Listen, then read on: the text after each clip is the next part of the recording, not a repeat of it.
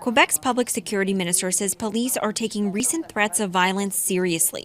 The trucker convoy drew thousands of protesters to Quebec City this past weekend and plans to return on February 19th. Convoy organizers say there is such despair that some people associated with their group have recently threatened to take up arms and attack the National Assembly. It is unacceptable.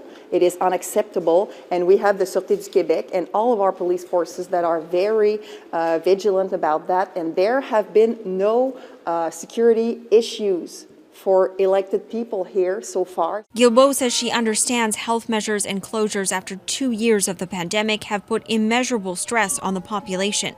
She says it's a good thing Quebec is now gradually easing restrictions. It will take the pressure off.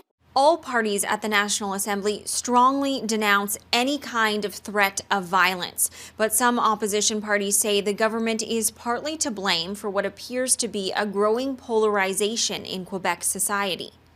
There's a lot of people who don't know if they quite believe in government to start with, and maybe these days they believe in government even less. But it's up to government to be even more transparent. It's up to government to calm things down. The Parti Québécois leader criticized the government's strategy to modify their approach day to day, leading to abrupt changes to health measures. Throwing things out there just to change our mind 2 weeks later, that is not healthy.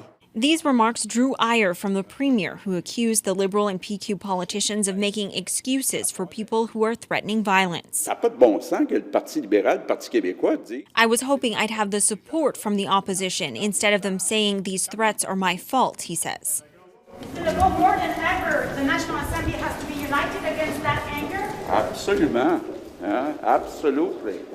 Raquel Fletcher, Global News, Quebec City.